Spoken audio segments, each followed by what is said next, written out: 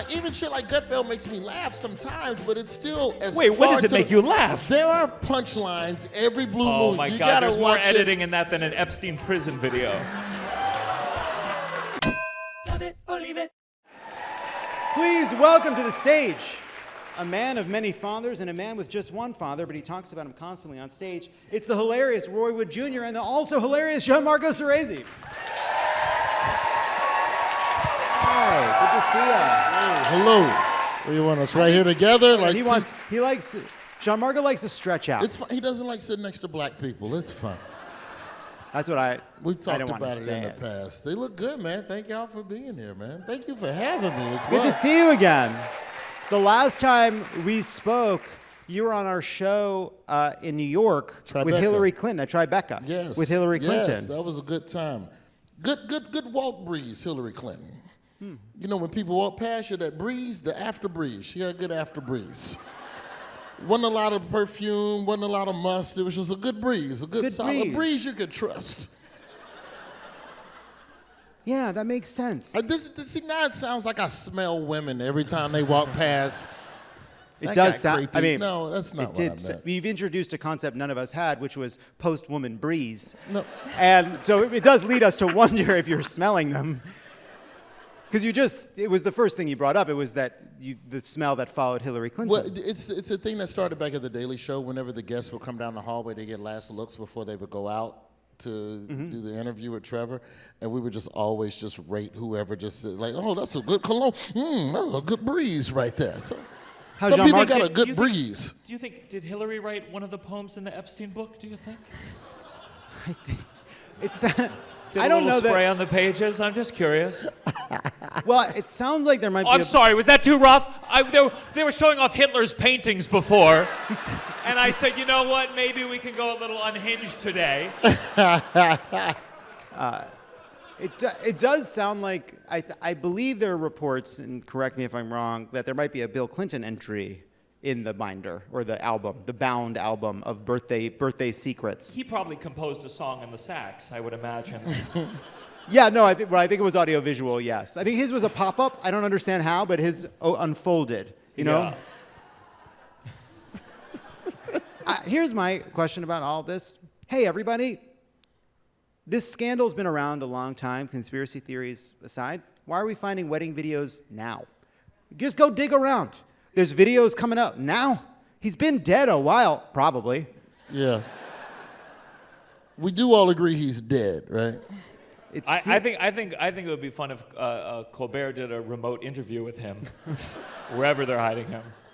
Some of that Geraldo in the Egyptian pyramid tomb action, like he's down in a dark room with Epstein. Yeah, go down to that pyramid. He's down there with the pharaohs, with the pharaoh's bones. Roy, you also host a political quiz show, CNN's Have I Got News for You? Yes. Returning September 6th. Good times. Gianmarco, your job doesn't strictly require you to keep up with current events, and yet you seem to do so anyway. Yeah, I just do it so I can talk shit here when you have me. So I stay up to date. You do stay up to date. Yeah, I mean, I saw some great Hunter Biden interviews recently, too. They'll come up. They'll come up. They'll come up. Wee. What do you think about Hunter Biden? Just honest. That was like a very open and honest. I just, at the end of the day, I think he's just a white millionaire living off the legacy of his connection to Obama 16 years ago.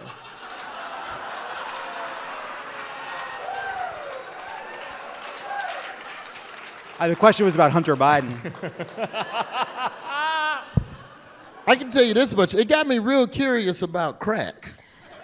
Sure. That was, to me, a fascinating moment. Because everyone I know that has smoked crack is like, don't do it, you don't never want to do it, young. But he's like, well, you know, the molecular bond, and you cook it, and then he made his crack at the house. Like, They're just saying don't do crack because they want it for themselves.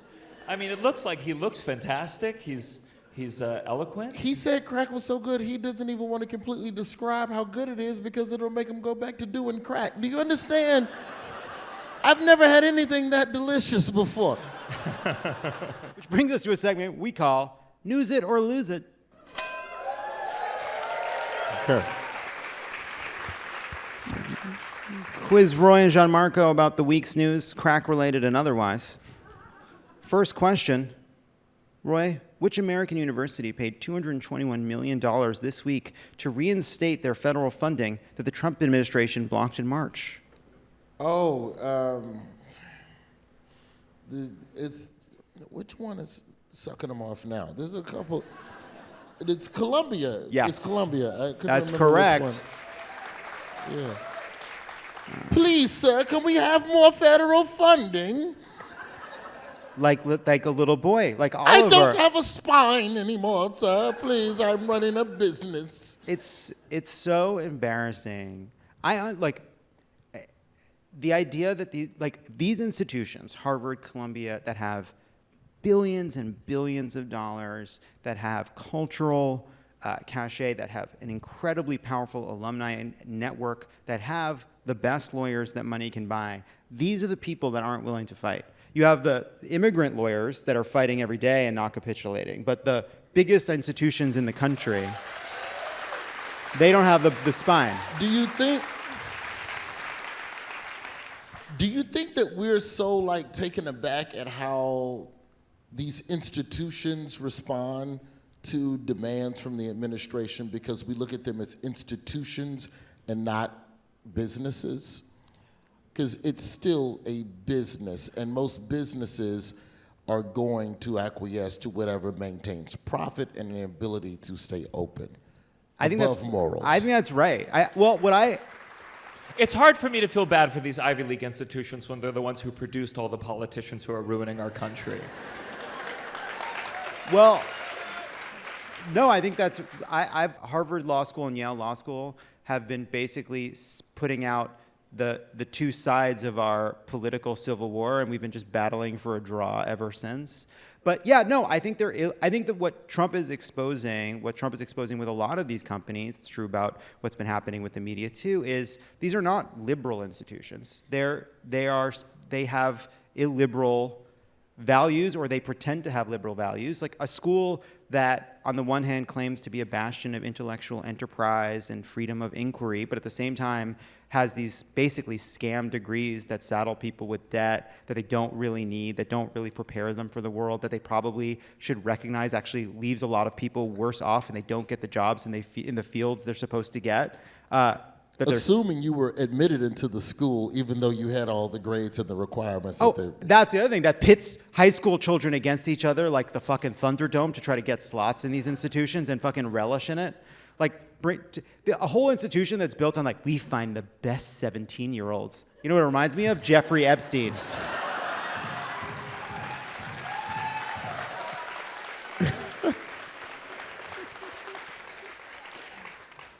Do you agree Columbia is like a pedophile?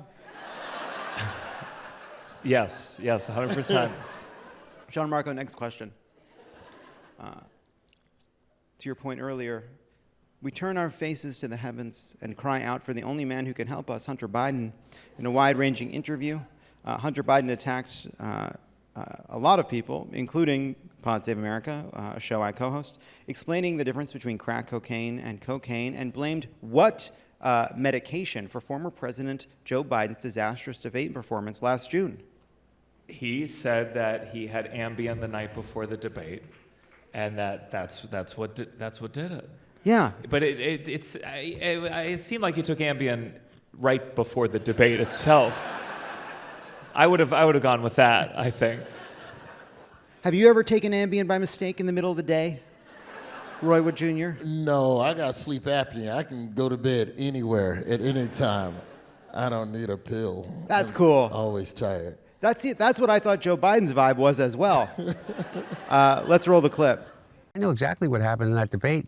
He flew around the world, basically, the mileage that he could have flown around the world 3 times. Yeah. He's 81 years old. He's tired as shit. They give him Ambien to be able to sleep. He gets up on the stage, and he looks like he's a deer in the headlights.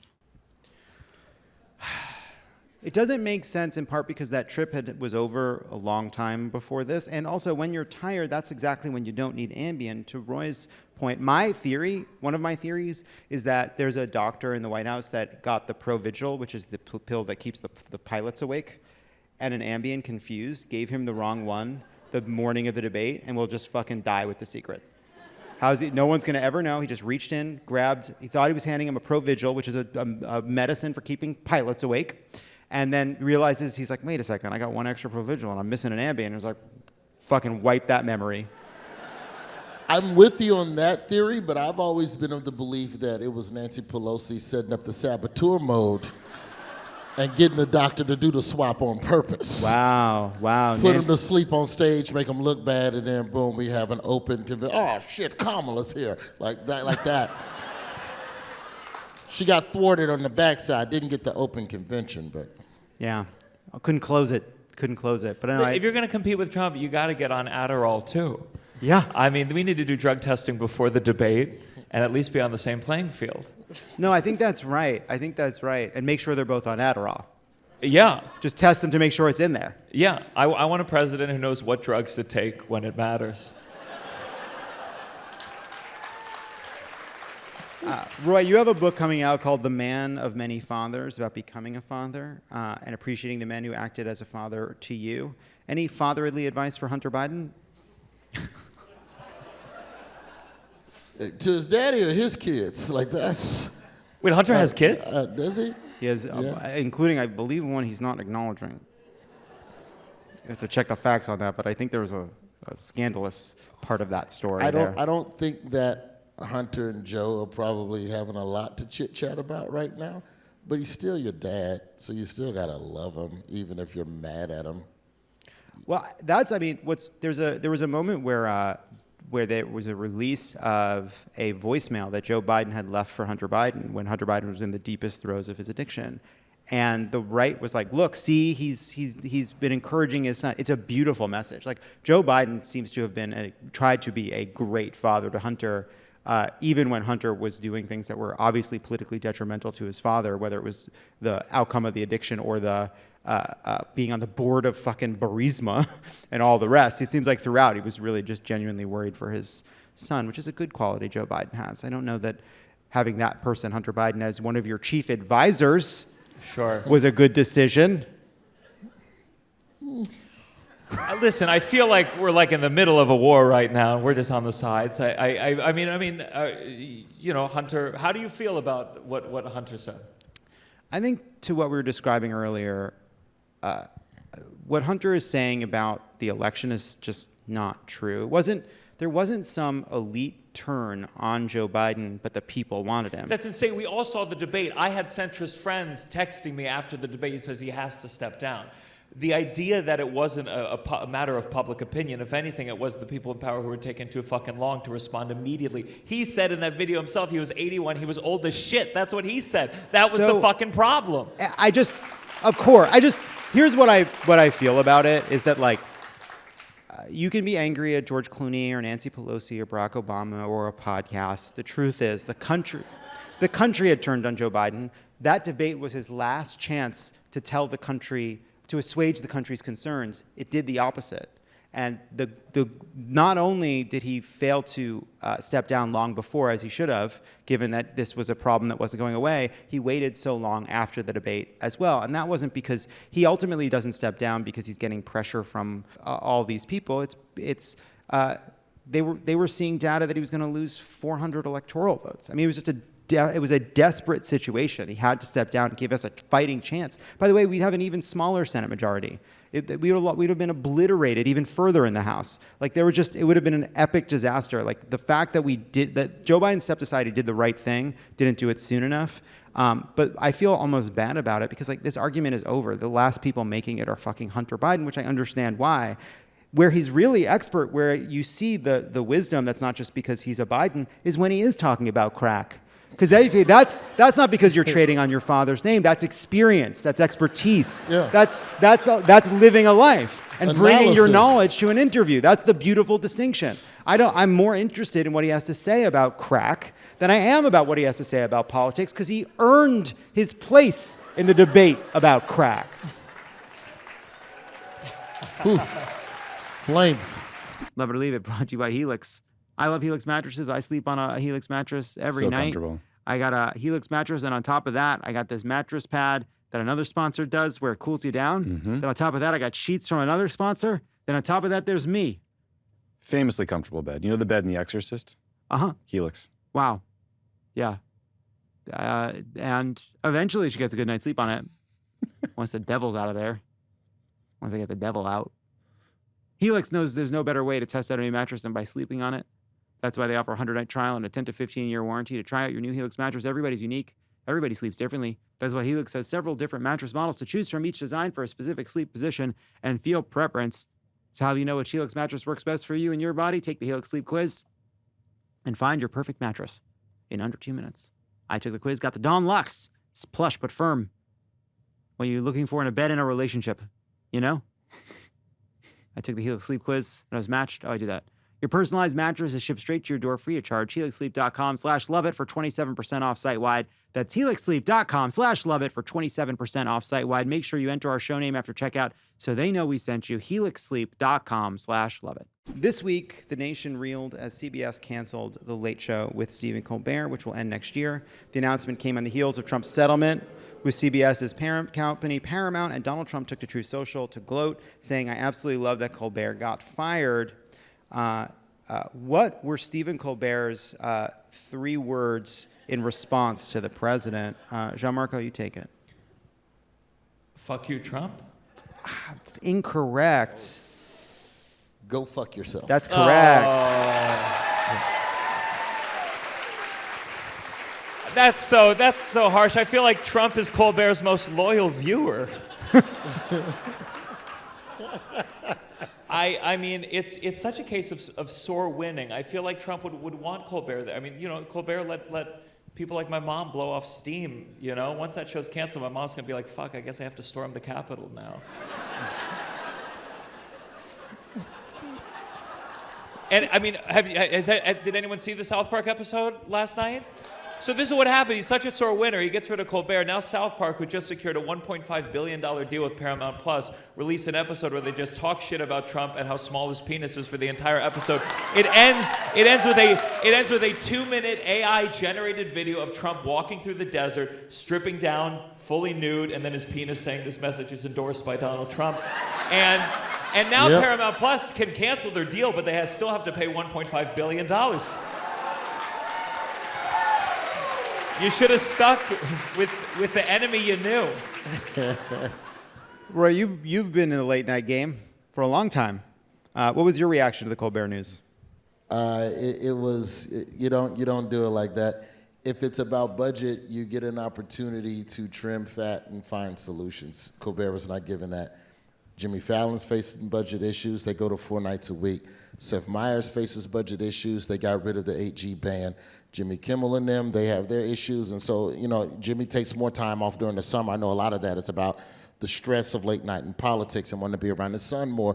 But it still helps the budget if you have guest hosts. So to say that Colbert is over budget and then you just immediately go, we're going to cancel it, that means that either you hate the man or you just really do not have a plan. And I know that late night's at a tough pinch because this is still the same network. To Paramount's credit, Corden leaves, you replace it with Taylor Tomlinson with After Midnight, which is a much, much cheaper show to do. And when Taylor decides to not come back, rather than look for a new host, rather than replace her on the cheaper show, they just said, fuck it, we're not even gonna replace that. And they air literally episodes of Comics Unleashed with Byron Allen from 15 years ago in that time slot, which just shows you what they think of the value proposition of that time slot. And that's not a dig at Byron Allen. I'm just saying that they're content with just whatever the fuck is just, fuck it, put it up there. We're talking about episodes of TV still in standard, the square shit. Like it's... So are they trying to abandon late night as a format? I think that they definitely are trying to figure out a way to do it a different way, but I don't know that they have the solution. I don't know if they are young enough. The solution's name is Greg Gutfeld. I mean, late night's a lot cheaper when you don't have writers. You know what I mean? Yeah. Have you ever seen that? Have you ever seen Gutfeld? Yeah, I've seen God, Gutfeld. it's the jokes. I thought they had writers. They do, but you know, they're not putting their oomph Also, into it. Gutfeld is technically a primetime show, and I'm tired of people categorized. If we're going to get, pardon us for a second, the SAG after talk right now. Yeah. It doesn't come on after 11:30, so technically it's not a late night show, but he keeps saying he's the king of late night, but you're not. You're the king of primetime, unscripted, that could be late night if it were on an hour fucking later. It's not. Stop lying to the people. And I'll say that, like, even shit like Gutfeld makes me laugh sometimes, but it's still as Wait, when far does it to make the- you laugh? There are punchlines every blue moon. Oh my You God, gotta there's more watch it. editing in that than an Epstein prison video. My point is, the network television clearly does not have a solution for how to create a profitable product at 11:30 or 12:30. So much so that rather than brainstorm something, we'll just air something from the vault in the meantime. And I feel like next year, or I think in 2 years, when the rest of the boys' contracts are up across the networks, it's going to be interesting to see what happens. I think we'll end up seeing something that is very similar to what is happening in sports. If you watch sports television, they go, oh, you got a good podcast? Here's 4 years, 80 mil, Pat McAfee. Just come do that shit over here. That's easier than developing a show, and I think you'll see something similar like that, you know, like a show that maybe has 3 pink couches, that already has a following that could, you know. They know where to find me. And yet they never seem to look. But the plan was for this always to be a podcast for a decade. Now, that was the plan from the fucking beginning. The thing that's sad, like, The Late Show loses apparently $50 million in its current formation, but there's $1.5 billion for South Park. So $50 million in the grand scheme of things is a rounding error for Paramount, which is a $30 billion revenue business. The fact that they have decided that the Late Show brand, a marquee, historic legacy institution, which we do not make more of. We don't make more of these things, globally known brands in media that are from before social media, that whether it's the fact that all of our movie stars are 60 years old, or the fact that we don't make them anymore. And the fact that they can't find a way, or don't want to find a way, to get the value out of The Late Show, which still gets millions of views on YouTube, which still could be something that exists on streaming, that could do all, they have chosen that they don't want to find a way to make this worse because they don't want the headache. Because all of these big companies that kind of sucked up the NBCs, Disney owns ABC, right? Comcast buys NBC, Paramount owns CBS. All these companies sucked up all these American icons and institutions because they saw synergies, because they saw prestige, because billionaires thought it would be fun to talk about or to go to the premieres back when there was no risk because there wasn't a president who exploited and abused his office to put his thumb on the scales to try to get coverage he liked, right? And so all those threats about how dangerous corporate media would be have become true. And when these guys are finally tested, because it actually costs something to have a comedian on every night making fun of the president, they just don't care. But I do think we have to acknowledge the fact that a lot of late night, and I understand that in reaction to Trump, it felt like the entertainment had to become as partisan as it could be, because it felt like there was something so evil that you had to focus all your attention on it, that I did think it did not criticize power in general. It criticized one side of power. And the problem with that is I did think you created a partisan late night that did turn off a lot of people. And I'm not saying that they should have been nicer to Trump by any means. In fact, I think they should have been meaner to all people in power or more apolitical. One of the two, you choose. But I do think there's a reality where late night, people love to talk about how Carson was apolitical, and that allowed him to host any award show and everyone could enjoy it, and allowed him to be a kind of figure in American culture that everyone could enjoy. Now, you could argue that with someone as fascistic as Trump, that you shouldn't have anyone who isn't just targeting him every single time. But I do think comedy and comedians in general lean too hard into focusing on one particular thing that they lost a lot of people. What's so interesting about South Park going this hard is because they have a lot of credit where they never really pandered to anyone. And I do think late night and comedy and political comedy in general has to step back and look at how we critique not just one side of things, but that you're constantly so you can bring in more people. I don't think you have a tent for shows the same way a political party has tent, and you need to build a tent around making fun of those in power, and whether it's Hillary Clinton, whether it's Trump, whether it's Nancy Pelosi, whether it's convenient to the moment, or whether you feel that an election is coming up. The moment you start isolating and you push people away, and then you never bring them in, and then you never sway anyone's mind, and your entire audience are people who just are being pandered to and kind of get some steam off every night. And I do think there's a consequence to that.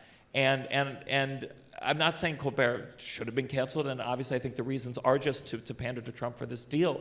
But I do think late night has to take, comedy has to take accountability of what it is to in the face of something that feels so evil, to still criticize the people that enabled him. Because it's not just him, it's the people who enabled him. And a lot of those are Democrats. But what you're talking about is noble. It's very noble, but it's not maximum profit. Because if you've created a show that has somehow one day woken up this far on the left side of every issue to stand in the pocket and do exactly what you're talking about, well, now you're going to rankle a couple of people that are giving you a ratings bump at a time where TV is dying. Jon Stewart, to his credit, the first day Jon Stewart came back last year, he called Joe Biden old. That was like literally 30 seconds into the episode, and they were all, oh, how could you? That's why he's one of the greats. And now, look now, it's like, well, shit, he was old, and even the crackhead agrees. And I think where Trey Parker and Matt Stone differ is that they have never had to taste the dopamine of public adulation.